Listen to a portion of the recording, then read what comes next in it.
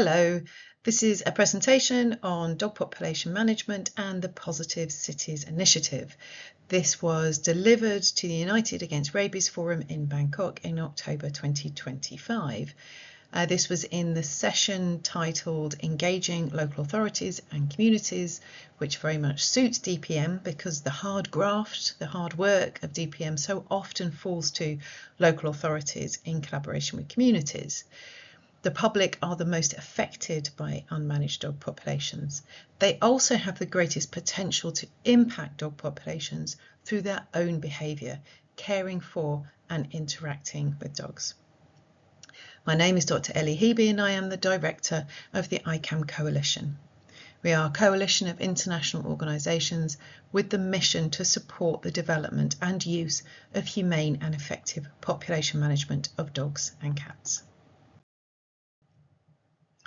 In this presentation, I will start with an explanation of what DPM is. It's a phrase that conjures up different meanings to each of us, and to some extent for good reason. I'll also explore where DPM can contribute to rabies control, where there is synergy with mass vaccination and where there are differences. And I'll explore why local governments invest in DPM beyond the bounds of rabies control, and how we are celebrating these governments through our Positive Cities initiative.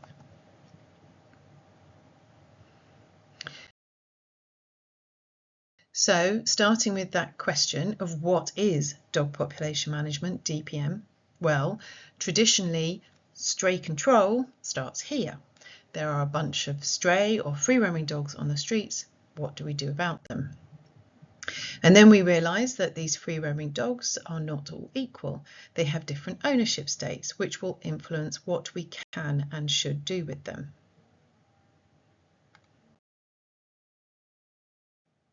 And then we ask ourselves perhaps the most important question in population management. Where did these different types of free-roaming dogs come from? What is their source? How did they end up on the street? And this is where we start to explore the different population dynamics, the different processes at play: loss, roaming, abandonment, and birth.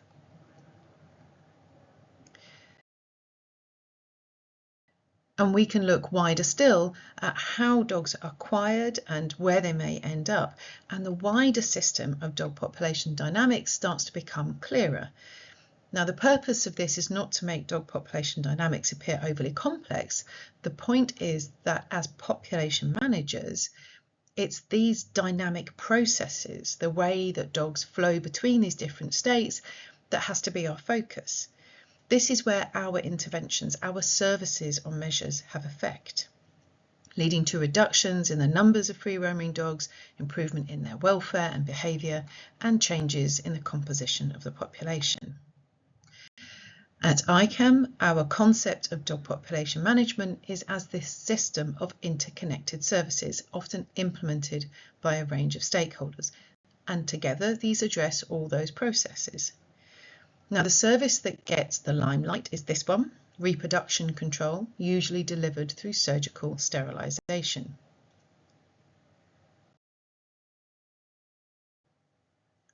And its prominence is fair. If we implement it well, we have the potential to address these birth processes and can influence abandonment, relinquishment, and to some extent roaming. But used in isolation, its effect is muted, because it's not a complete solution to abandonment, relinquishment, or roaming, and there are still other processes that are left unaddressed.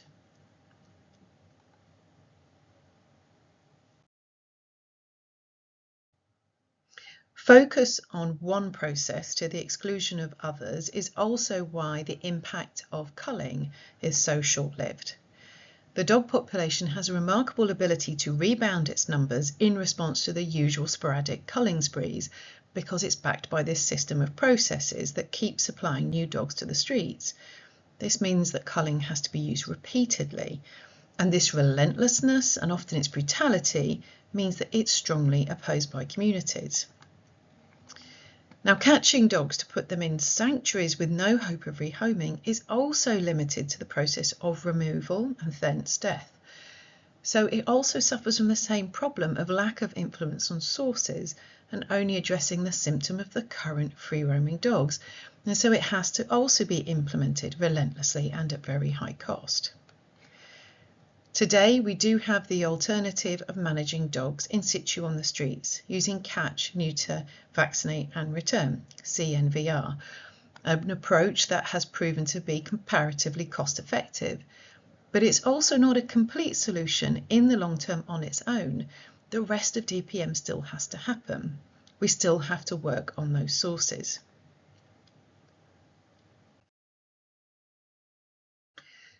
And so we do emphasise comprehensive management, including promoting responsible ownership, ongoing access to affordable veterinary care to prevent abandonment, controls of commercial breeding and sale to ensure that acquisition of new dogs has the greatest chance of becoming a lifelong commitment, and identification and registration to reunite lost dogs with their owners.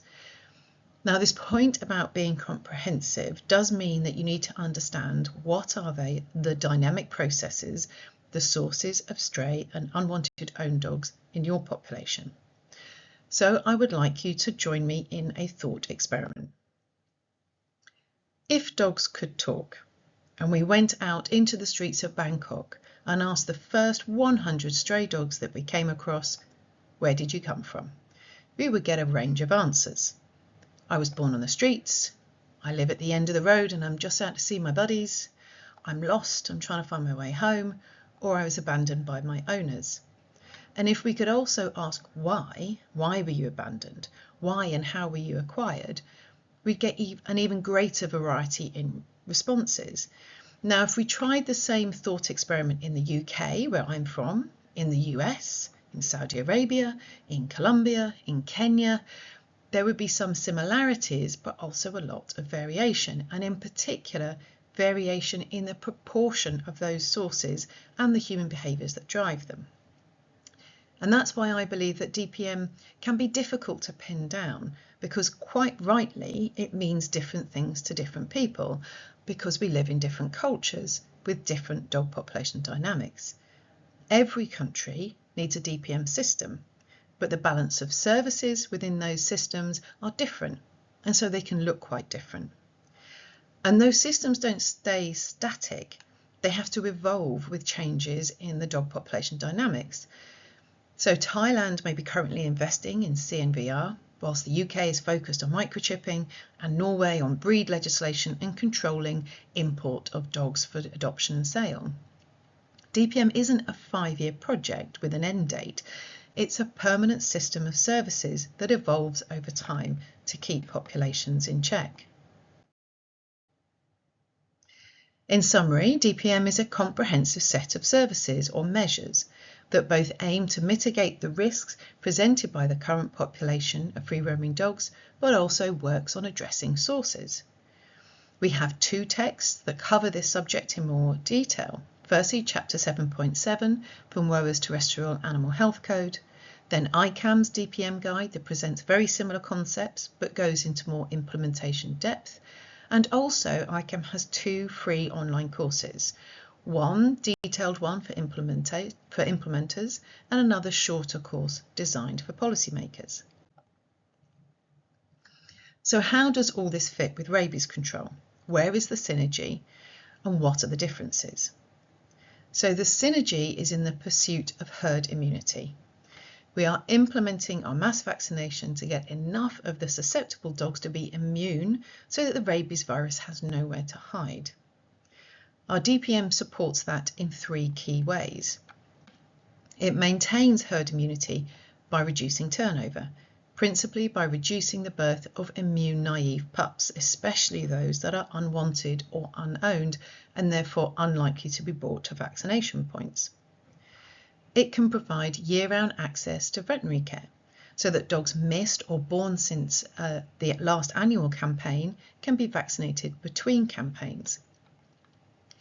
And it maximises vaccination efficiency by reducing abandonment, so you can end up with a greater proportion of the dog population accessible for vaccination through their owners or carers, which is cheaper and easier than having to catch unowned dogs.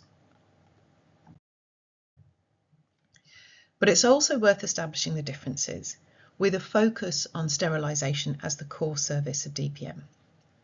So in terms of pace or throughput, sterilisation requires more time per dog than vaccination, and the cost per dog is obviously greater. You need skilled vets for sterilisation, while some of the best vaccinators out there are experienced and well-trained non-vets. You do need a minimum threshold of veterinary capacity in terms of both numbers and skills. Where you don't have this, this holds DPM progress back, whilst mass vaccination can be implemented anywhere with comparatively less capacity building. And then we have a difference in time horizon.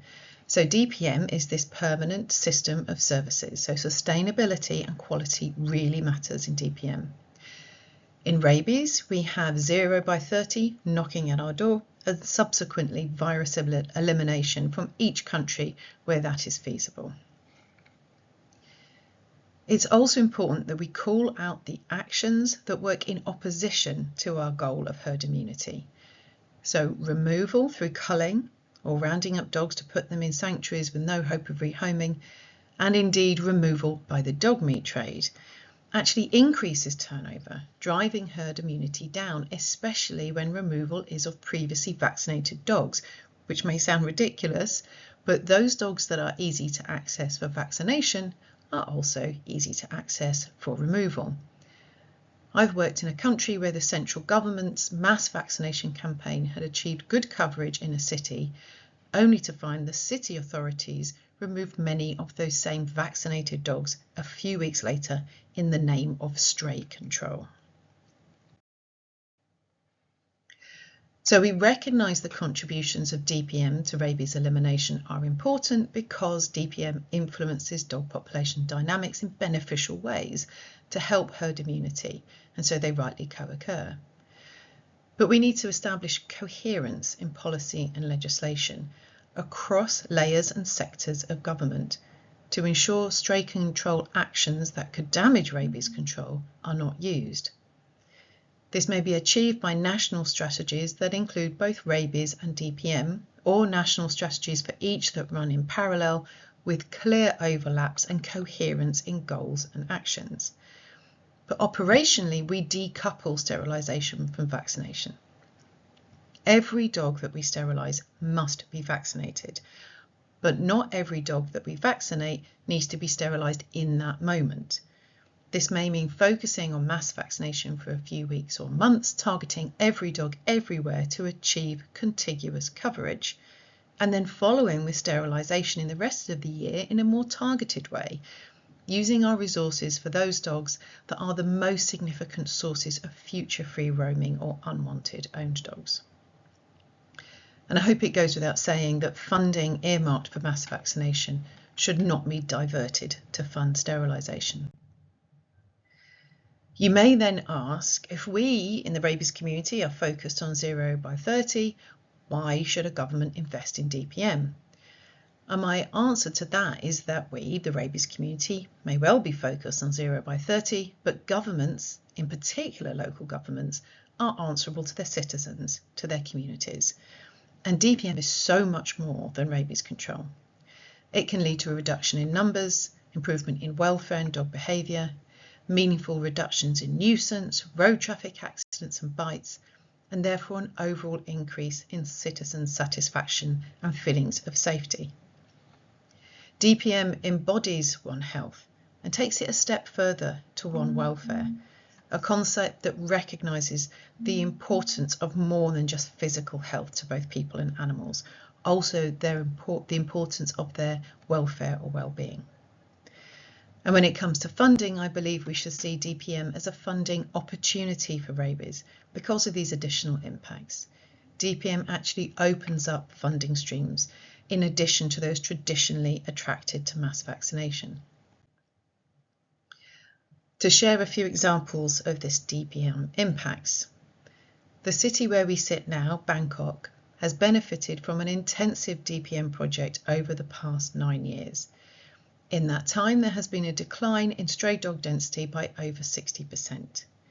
When we asked residents for their experience, their perception of stray dogs, Those in areas that have benefited from DPM say they are less troubled now than they used to be. And this is a dose-dependent effect. As the intensity of the local DPM effort increases, you get a greater proportion of residents reporting that their troubles with stray dogs have reduced. In Sarajevo, Bosnia, and in Jaipur, India, they have seen a clear decline in the number of reported dog bites, as the stray dog numbers have declined. And this is not driven by a reduction in rabies, as we know that only a very small percentage of dog bites are actually rabies motivated. The vast majority result from conflict and perceived threat between people and dogs, which DPM can help to alleviate.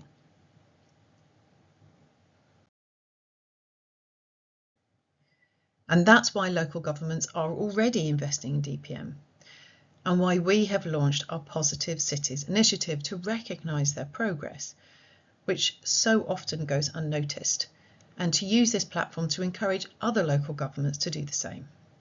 These are cities that are committing to a compassionate, evidence-based approach to managing dog and cat populations using comprehensive management systems.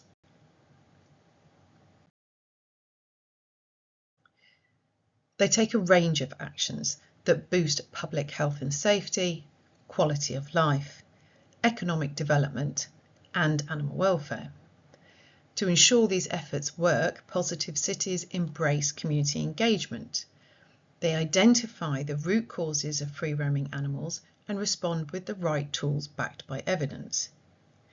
They collaborate with partners to use resources wisely, investing in supportive infrastructure and regulation, and they define responsibility for population management within the city.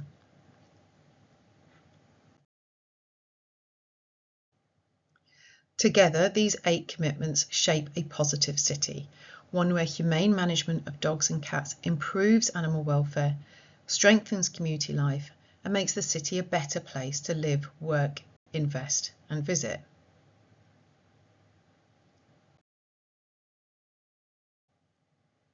Bangkok was actually one of the first to sign, one of our 3 beacon cities that launched this initiative last year at the World Urban Forum. Each city that has joined Positive Cities differs in its dog population dynamics and therefore differs in the balance of services and which service is their current focus for growth. But regardless of these differences, all our Positive Cities share 5 key elements.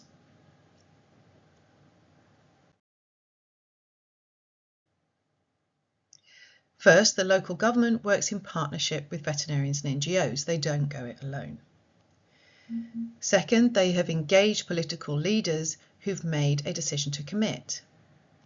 Third, they understand their local dog population, the sources and root causes of their free-roaming population, because they collect and analyse data.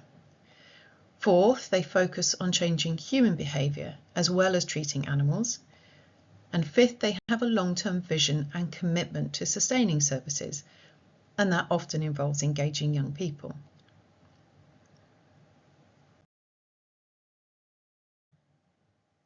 If you want to learn more about Positive Cities, perhaps you know of a local government that deserves this recognition, please do check out the website or contact Patrick Gerard, who is the leader of this particular initiative. You'll see his email address on the slide now. Application for recognition as a positive city involves a self-assessment by local government representatives and a reference from a local NGO or vet clinic. It's not a grueling process, but it ensures you recognise the positive city commitments to action and sets a baseline for later evaluation of progress.